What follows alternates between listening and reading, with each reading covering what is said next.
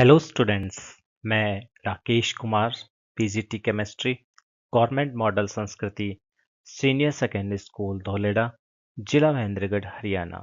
Students, आज हम अध्ययन करने जा रहे हैं कक्षा 10 के एक महत्वपूर्ण अध्याय जिसका शीर्षक है विद्युत धारा के चुंबकीय प्रभाव। आइए यह जानने का प्रयत्न करते हैं कि आज के हमारे इस पार्ट 2 में कौन-कौन से वे महत्वपूर्ण उपविषय हैं जिनका हम आज अध्ययन करने वाले हैं। चलिए आगे बढ़ते हैं और जानने का प्रयत्न करते हैं कि आज के हमारे महत्वपूर्ण उपविषय कौन-कौन से हैं। देखिए, आज हम सबसे पहले अध्ययन करेंगे कि परिनालिका क्या होती है और उसका चुंबकीय क्षेत्र पैटर्न कैसा होता है। इसके बाद हम चलेंगे चुंबकीय क्षेत्र में रखे धारावाही चालक पर किस प्रकार से बल लगता है और फिर हम एक महत्वपूर्ण उपविषय लेंगे जिसका शीर्षक है फ्लेमिंग के बाएं हाथ का नियम। और साथ ही हम आज के इस वीडियो में अंत में अध्ययन करेंगे विद्युत चुंबकीय प्रेरण क्या होता है। तो चलिए जानने का प्रयत्न करते हैं आज के इन सभी महत्वपूर्ण उपविषयों को। देखिए, यहाँ पर ध्यान दीजिएगा, ये एक तांबे की तार थी, उसको हमने इस प्रकार से कई बार लपेट दिया, अर्थात उसमें बहुत सारी हमने टर्न्स बना ली। ये इसका ए सिरा है और ये इसका बी सिरा है। हम इसमें क्या करते हैं, इस तांबे की तार में, ये हमारे पास थी तांबे की तार। इस तांबे की तार में हमने क्या किया, इसको हमने बैटरी से जोड़ दिया। ये देखिए, यहाँ पे हमने बैटरी से जोड़ दिया है, स्विच से जोड़ दिया है और ये दूसरे सिरे को यहाँ जोड़ दिया। जैसे ही हम यहाँ पर स्विच को ऑन करते हैं, इसमें विद्युत धारा गुजारते हैं, ये विद्युत धारा चलती है, इधर इस कुंडली में से गुजर के दूसरे सिरे पे आएगी, तो यह कुंडली जो है एक चुंबक की भांति कार्य करने लगती है। इसी कुंडली को हम क्या कहेंगे, इसी कुंडली को हम परिनालिका कहते हैं। ठीक है, ये देखिए यहाँ पर एक चित्र दिखाया गया है, ये वाला। इस चित्र के अंदर आपको यहाँ बीच में ये वाला जो है, ये वाला देखिए, ये एक तांबे की तार है और इसके अंदर एक बैटरी जोड़ी गई है और बैटरी जोड़ने के बाद इसमें जैसे ही वो विद्युत धारा गुजारी जाती है तो इसके चारों ओर ये देखो बहुत सारी लाइन दिखाई दे रही है। ये लाइन क्या है, यही लाइन तो चुंबकीय क्षेत्र रेखाएं हैं।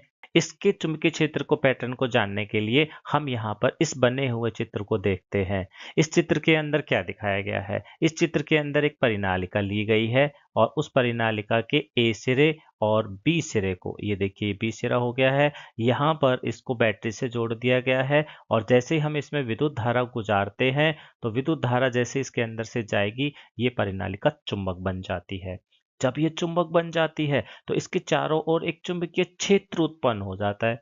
वो चुंबकीय क्षेत्र का पैटर्न कैसा है, ये आपके सामने देखिए यहाँ पे दिखाया हुआ है।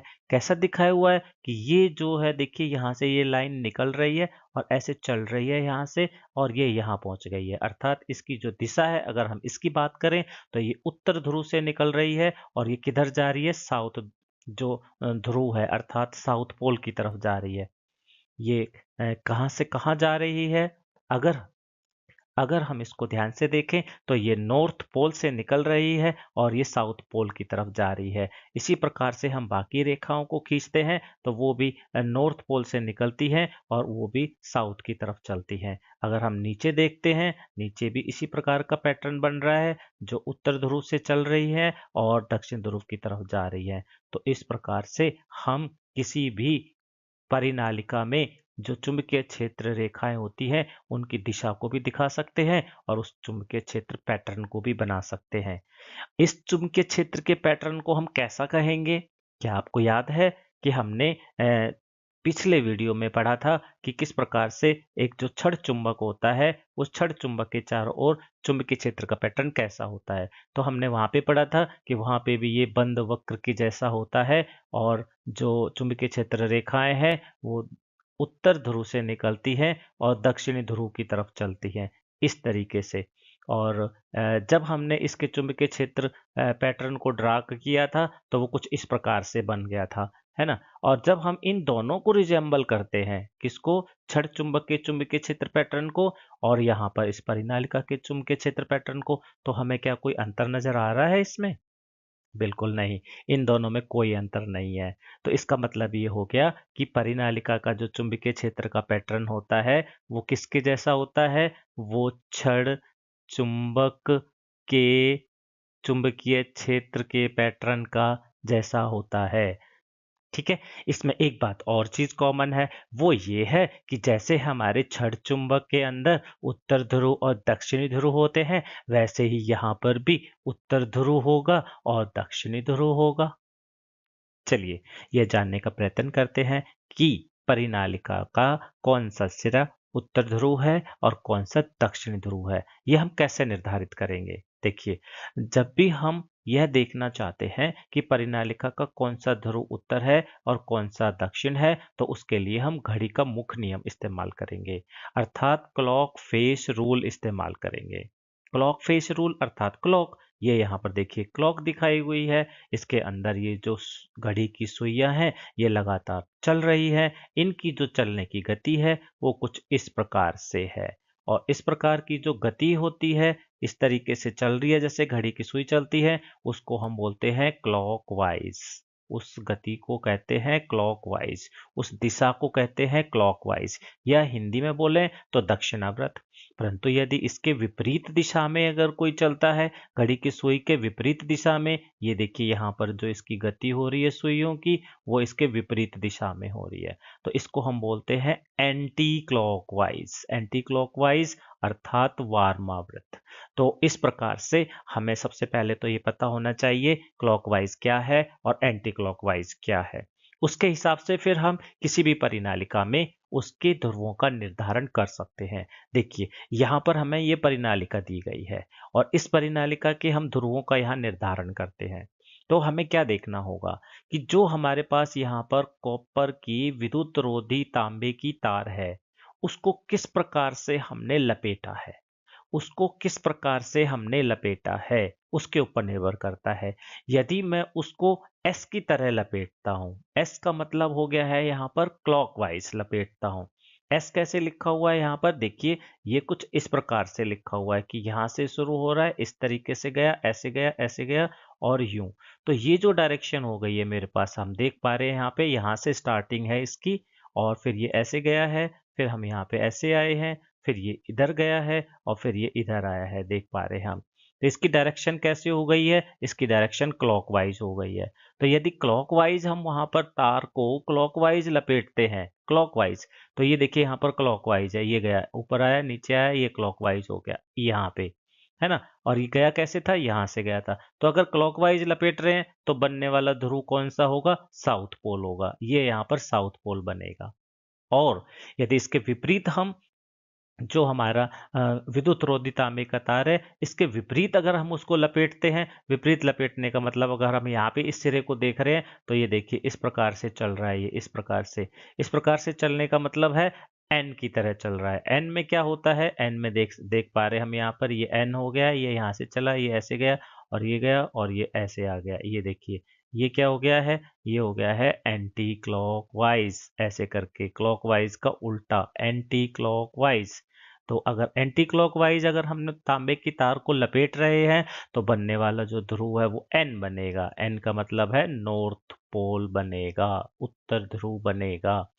तो यही जो नियम है, इसी को हम घड़ी का मुख्य नियम या क्लॉक फेस रूल कहते हैं।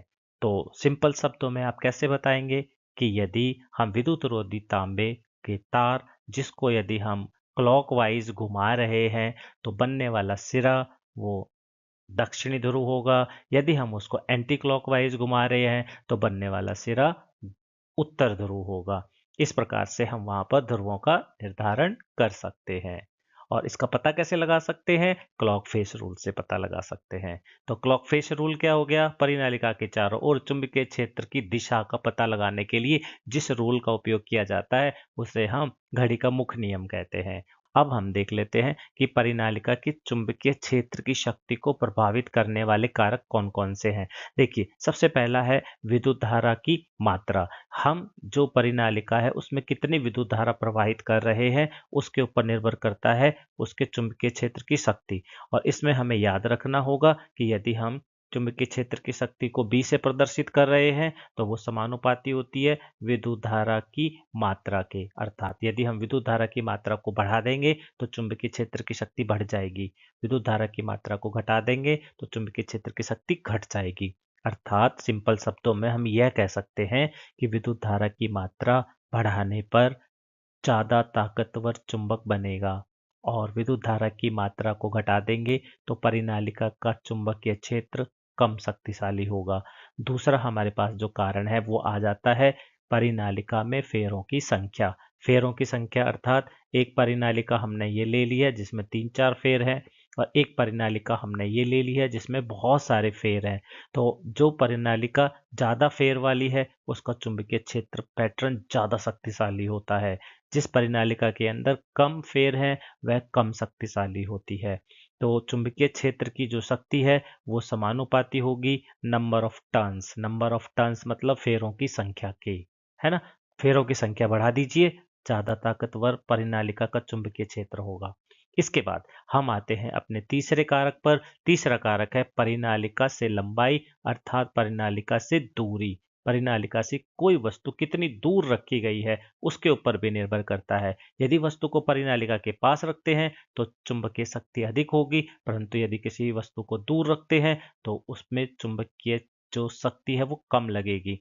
इसका मतलब कि तीसरा कारक है हमारे पास जो चुंबकीय क्षेत्र की शक्ति है वो क्या होती है, वो व्युत्क्रमानुपाती होती है इससे दूरी से। दूरी को यदि हम r से प्रदर्शित करें तो b इनवर्सली प्रोपोर्शनल है r के, अर्थात दूरी के व्युत्क्रमानुपाती है। दूरी को बढ़ाने पर परिनालिका के चुंबकीय क्षेत्र की शक्ति घट जाती है, दूरी को कम करने पर परिनालिका के चुंबकीय क्षेत्र की शक्ति घट जाती है। दूरी के बढ़ाने पर परिनालिका के चुंबकीय क्षेत्र की शक्ति घट जाती है और दूरी को घटाने पर परिनालिका के चुंबकीय क्षेत्र की शक्ति अधिक हो जाती है। इसके अलावा एक और हमारे पास कारक है जो परिनालिका के चुंबकीय क्षेत्र की शक्ति को प्रभावित करता है और वो है नम्यता अर्थात नर्म लोहे की छड़ का होना, नर्म लोहा होना। और दूसरा सामग्री का प्रभाव कि यदि हम इस परिनालिका के अंदर यहाँ पर कोई नर्म लोहे की छड़ रख दें, लोहे की छड़ रख दें, ये मैंने नर्म लोहे की छड़ रख दी और उसके चारों ओर मैंने परिनालिका अर्थात कॉपर की वायर को लपेट दिया, तो अब जो चुंबक बनेगा वो और भी ज्यादा ताकतवर बनेगा। विद्युत चुंबक को जानने से पहले हम एक छोटा सा प्रयोग करते हैं। यह प्रयोग आप अपने घर पर भी कर सकते हो। कैसे? आप एक लोहे की कील लीजिएगा और उस लोहे की कील के चारों ओर आप एक कॉपर का तार लेके लपेट दीजिएगा। ये देखिए ये कॉपर की तार इसके चारों लपेटी गई है और इस लपेटी गई तार को आप किससे जोड़ना है? सेल से या बैटरी से जोड़ना है। ये देखिए इधर जोड़ दिया गया है, इधर ये जो तार थी इसको इधर इस वाले दूसरे सिरे से जोड़ दिया गया है। जैसे ही हम ऐसा करते हैं तो ये जो लोहे की कील है ना, ये क्या बन जाती है? ये चुंबक बन जाती है। यहाँ पर हमने क्या लिया हुआ है? यहाँ पर हमने एक लोहे की कील ली है और लोहे की कील में हमने क्या किया है? विद्युत धारा को गुजारा है और विद्युत धारा के गुजारने पे लोहे की कील क्या है? चुंबक बन जाती है। ये देखिए यहाँ पे भी दिखाया हुआ है इस प्रयोग में। एक बैटरी लगा रखी है तार के साथ, स्विच लगाया हुआ है, स्विच के साथ यहाँ पर एक लोहे की कील ली गई है, उसके चारों ओर कॉपर का जो इंसुलेटेड वायर है, विद्युत रोधी तांबे का तार है वो लपेटा गया है। और जैसे ही हम इसके अंदर विद्युत धारा गुजारते हैं तो ये जो लोहे की कील है ये वाली, ये क्या बन जाती है? ये लोहे की कील एक चुंबक का कार्य करने लगती है, ये मैग्नेट बन जाती है। और इस प्रकार से किसी भी चालक में जब हम विद्युत धारा गुजारते हैं और वह चुंबक बन जाता है तो ऐसे चुंबक को हम क्या कहते हैं? ऐसे चुंबक को हम विद्युत चुंबक कहते हैं, है ना। और एक विद्युत चुंबक जो बनता है उसका चुंबकीय क्षेत्र का पैटर्न कैसा होता है वो हम पहले भी जान चुके हैं और देखिए इस चित्र के अंदर भी यहाँ पर दिखाया गया है। यहाँ पर ये एक लोहे की जो कील थी वो हो गई है और इसके चारों ओर हमने तांबे का तार लपेटा गया था और ये चुंबक बन गए थे। तो चुंबक बनता है तो उसके दो ध्रुव होंगे, एक उत्तर ध्रुव होगा, एक दक्षिणी ध्रुव होगा। और उत्तर ध्रुव से जो चुंबकीय क्षेत्र रेखाएं से वो निकलेंगी और दक्षिण ध्रुव की तरफ चलेंगी और बंद वक्र की तरह होंगी, बीच में समानांतर होंगी। इस प्रकार से उसके चुंबकीय क्षेत्र की पैटर्न को भी हम दर्शा सकते हैं। तो चुंबकीय क्षेत्र का पैटर्न तो हम तो इस प्रकार से हम किसी भी विद्युत चुंबक को बना सकते हैं। ये देखिए, यहाँ पर एक विद्युत चुंबक और स्थायी चुंबक अर्थात इलेक्ट्रोमैग्नेट और परमानेंट मैग्नेट दोनों में क्या अंतर होता है, ये यहाँ पर दर्शाया है। नंबर एक अंतर, जो हमारा अस्थायी चुंबक होता है, इस प्रकार से हमने एक लोहे की कील के साथ हमने तार की सहायता से और जब बैटरी को जोड़ा और उसमें विद्युत धारा को जब हमने गुजारा, तो विद्युत धारा के गुजरने पर ये जो कील थी ये चुंबक बन गई थी। अर्थात ऐसा चुंबक जो विद्युत धारा की सहायता से बनाया गया है उसको हम विद्युत चुंबक कहते हैं। तो एक विद्युत चुंबक और एक स्थायी चुंबक मतलब परमानेंट मैग्नेट, जैसे ये दिखाया गया है। नॉर्थ पोल साउथ पोल दोनों फिक्स हैं, है ना, और ये परमानेंट है, स्थायी चुंबक है। इन दोनों में क्या अंतर है, ये वाला मैग्नेट बना है एक तो, और एक हमारे पास ये वाला मैग्नेट है, दोनों में क्या अंतर है देखिए। जो विद्युत चुंबक होता है ये अस्थायी चुंबक होता है, अर्थात टेम्परेरी मैग्नेट है। जब तक हम इसमें विद्युत धारा गुजारते रहेंगे तब तक ये मैग्नेट बना रहेगा। जैसे ही हम इसमें विद्युत धारा गुजारना बंद करेंगे, स्विच को ऑफ कर देंगे, तो इसका मैग्नेटिज्म खत्म हो जाएगा, इसका चुंबकत्व खत्म हो जाएगा, फिर ये मैग्नेट नहीं रहेगा, है ना। जबकि जो स्थायी चुंबक होता है उसमें चाहे विद्युत धारा गुजारे चाहे ना गुजारे, उसका चुंबक तो कभी खत्म नहीं होता। अर्थात जो स्थायी चुंबक है उसका चुंबक तो हमेशा स्थायी रहता है ना।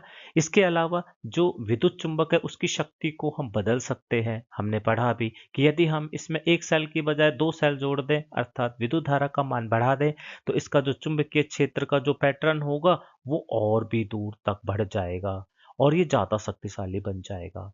अर्थात किसी भी इलेक्ट्रोमैग्नेट की पावर को बढ़ा सकते हैं, विद्युत चुंबक की शक्ति को बढ़ाया जा सकता है यदि हम उसमें विद्युत धारा की मान यदि हम उसमें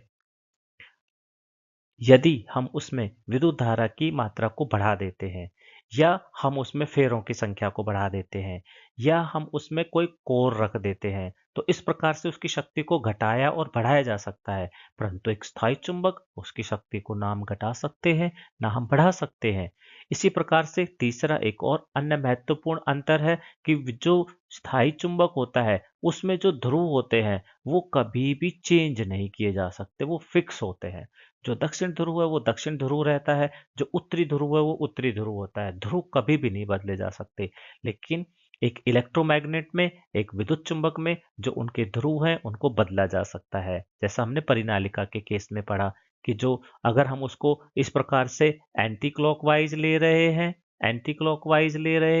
तो बनने वाला ध्रुव उत्तर होता है। परंतु यदि हम उसको क्लॉकवाइज ले रहे हैं, इस तरीके से क्लॉकवाइज लपेटते चले जा रहे हैं, तो बनने वाला जो ध्रुव है वो साउथ पोल होता है। तो वहां पर लपेटने के ऊपर ध्रुव निर्धारित करते हैं। कहने का अर्थ है कि विद्युत चुंबक के ध्रुवों को बदला जा सकता है, परंतु स्थायी चुंबक के ध्रुवों को नहीं बदला जा सकता। तो आइए यह जानने का प्रयत्न करते हैं कि किसी धारावाही चालक को यदि हम चुंबकीय क्षेत्र में रखते हैं तो क्या प्रभाव पड़ता है। देखिए, यहाँ पर एक यू आकार का चुंबक लिया गया है और एक चालक यहाँ पर स्वतंत्रता पूर्वक लटकाया गया है। ये देखिए, यहाँ पर ये चालक है, ए बी उसके सिरे हैं, और इसको हमने क्या किया, इसको हमने कनेक्टिंग वायर की हेल्प से, तार की हेल्प से और बैटरी से जोड़ दिया है। ये बैटरी है यहाँ पर, और ये यहाँ पर इसका स्विच है, इससे जोड़ दिया है और दूसरे सिरे को उससे जोड़ दिया है। जैसे ही हम इसमें स्विच को ऑन करते हैं तो हम क्या पाते हैं कि ये जो स्वतंत्रता पूर्वक लटका हुआ चालक तार है, इसके अंदर विचलन होता है, अर्थात डिफ्लेक्शन आता है। कैसे आता है डिफ्लेक्शन, ये देखिए, यहाँ पर इस चित्र के अंदर भी दिखाया गया है। ये हमारे पास विद्युत धारा प्रवाहित हो रही है, वह तार है, और यहाँ पर ये जो है एक चुंबक रखा गया है। तो चुंबक जो है उस विद्युत धारावाही चालक तार के ऊपर एक बल लगा रहा है। ये देखिए, ये वाला जो चुंबक है इस तार के ऊपर बल लगा रहा है, और ये जो तार है क्योंकि इसमें विद्युत धारा गुजारी है तो ये भी चुंबक बन गया, ये इसके ऊपर बल लगा रहा है। अर्थात यदि हम किसी चालक तार को चुंबकीय क्षेत्र में रख दें और उस चालक तार में से विद्युत धारा गुजारते हैं, तो ये जो चालक तार है यह भी चुंबक बन गया है, क्योंकि इसमें हमने विद्युत धारा को गुजारा है तो चुंबक बनेगा, चुंबक का कार्य करेगा, और यह हमारे पास यहाँ पर चुंबक है ही। और हम जानते हैं कि एक चुंबक जब दूसरे चुंबक के संपर्क में आता है तो एक दूसरे पर बल लगाते हैं, या तो आकर्षण होता है या प्रतिकर्षण होता है। इसी प्रतिकर्षण की वजह से इस चालक तार का जो ये सिरा है ये इससे दूर भाग जाएगा, क्योंकि ये जो नॉर्थ पोल है या साउथ पोल है ये इसके साउथ पोल को दूर भगा देगा, इसका नॉर्थ पोल इसके नॉर्थ पोल को दूर भगा देगा, अर्थात प्रतिकर्षण होगा और ये किक करेगा। इसी एक्सपेरिमेंट को हम किकिंग वायर एक्सपेरिमेंट का नाम देते हैं। तो इसमें क्या, तो किकिंग वायर एक्सपेरिमेंट में क्या होता है, जब भी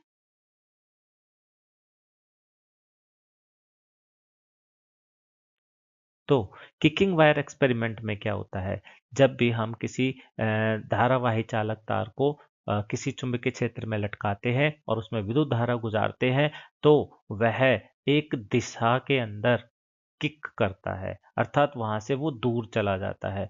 इसी को हम विद्युत चुंबकीय प्रभाव भी कहते हैं। विद्युत चुंबकीय प्रभाव अर्थात विद्युत धारा की वजह से इस तार के अंदर चुंबकीय प्रभाव आ गया और दूसरे चुंबक ने उसको वहां पर प्रतिकर्षित कर दिया, जिसकी वजह से इसने क्या किया, किक किया।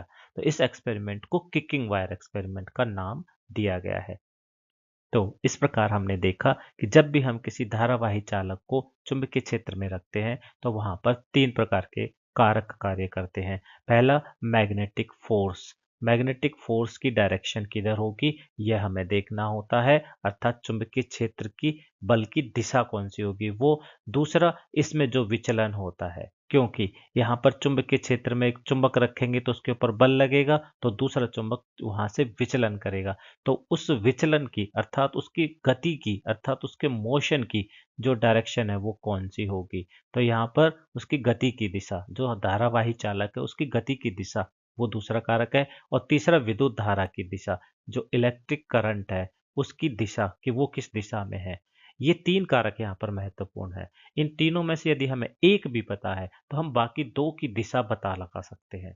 और अक्सर हमें विद्युत धारा की जो दिशा है, ये वाला कारक है, ये हमें पता ही होता है कि विद्युत धारा कहाँ से कहाँ प्रवाहित हो रही है, उसकी दिशा क्या है। तो हम बाकी इन दोनों की दिशा को पता कर सकते हैं कि जो चुंबक है वो किस दिशा में बल लगाएगा और जो ये धारावाही चालक है और जो ये स्वतंत्रता पूर्वक धारावाही चालक है ये किस दिशा में गति करेगा। इन दोनों की दिशा बताने के लिए फ्लेमिंग ने अपने बाएं हाथ को लिया और उसकी तर्जनी उंगली, उसके अंगूठे और उसकी मध्यमा को उन्होंने इस प्रकार से एक दूसरे पे 90 डिग्री के कोण पे व्यवस्थित किया। यहाँ पर ये जो मध्यमा है और ये जो तर्जनी उंगली है, इन दोनों को उन्होंने क्या किया, 90 डिग्री के कोण पे, और इसी प्रकार से अंगूठे को और तर्जनी उंगली को 90 डिग्री के कोण पे व्यवस्थित किया।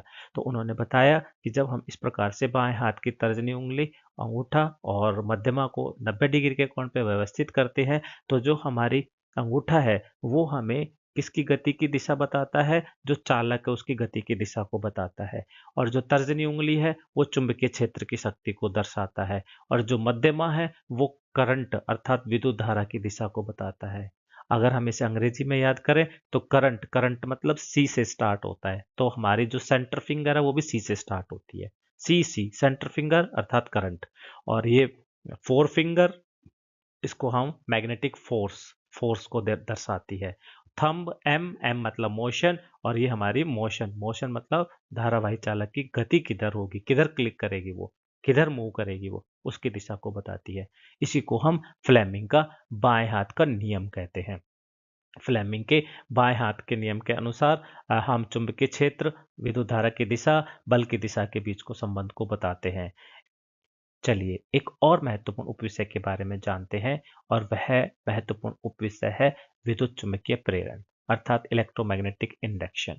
इसकी खोज माइकल फैराडे और जोसेफ हेनरी ने 1831 में की थी। क्या था यह प्रयोग, इसको जानने से पहले जैसे कि हमने पढ़ा कि जब हम किसी धारावाही चालक में विद्युत धारा गुजारते हैं तो वह चुंबक बन जाता है, अर्थात विद्युत धारा से चुंबक बनाया जा सकता है। इन दोनों महान वैज्ञानिकों ने इसका विपरीत करके दिखाया।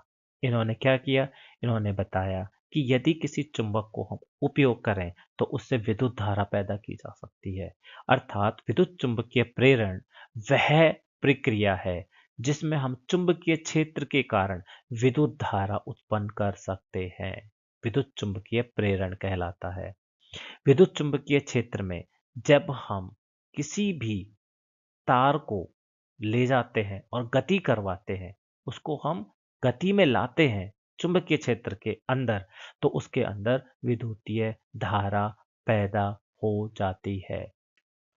तो इस प्रकार से आज हमने क्या पढ़ा? हमने पढ़ा कि एक कुंडली जिसमें विद्युत रोधी तांबे की तार होती है, उसको यदि हम बहुत सारे टर्न्स अर्थात लपेट में बदल दें तो वह हमारी परिनालिका होती है। परिनालिका के चुंबकीय क्षेत्र का पैटर्न छड़ आकार के चुंबकीय क्षेत्र पैटर्न की तरह होता है। विद्युत धारा की मात्रा, फेरों की संख्या, परिनालिका की लंबाई, ये सब परिनालिका के जो ये सब परिनालिका के चुंबकीय क्षेत्र की शक्ति को प्रभावित करते हैं। स्थायी चुंबक और इसके बाद हमने पढ़ा कि स्थायी चुंबक और अस्थायी चुंबक। तो इस प्रकार से हमने पढ़ा इस प्रकार से इसके बाद हमने पढ़ा कि एक स्थायी चुंबक और एक विद्युत चुंबक में क्या अंतर होता है। हमने पढ़ा कि जो स्थायी चुंबक है उसके ध्रुव नहीं बदले जा सकते और विद्युत चुंबक के ध्रुव बदले जा सकते हैं। हमने फ्लेमिंग के बाएं हाथ के नियम के अनुसार पढ़ा कि हमारा अंगूठा चालक की गति, हमारी तर्जनी उंगली चुंबकीय क्षेत्र की दिशा और हमारी जो मध्यमा है वो विद्युत धारा की दिशा को प्रदर्शित करती है। और अंत में हमने चुंबकीय प्रेरण के बारे में पढ़ा और ये जाना कि चुंबकीय प्रेरण को किन 3 विधियों से किया जा सकता है। आगे बढ़ने से पहले आपके लिए गृह कार्य है।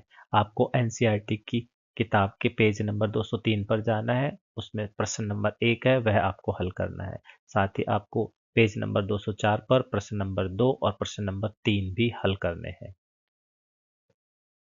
इसके साथ ही कुछ प्रश्न आपके अभ्यास के लिए। सबसे पहले प्रश्न नंबर 1, प्रश्न नंबर 2 और ये है प्रश्न नंबर 3। इसी आशा के साथ कि आज का ये लेक्चर आपको समझ आया होगा। फिर भी यदि आपकी कोई समस्या रह गई है तो शनिवार को जो आपकी डाउट क्लास है उसमें आप वो प्रश्न पूछना ना भूलें। धन्यवाद।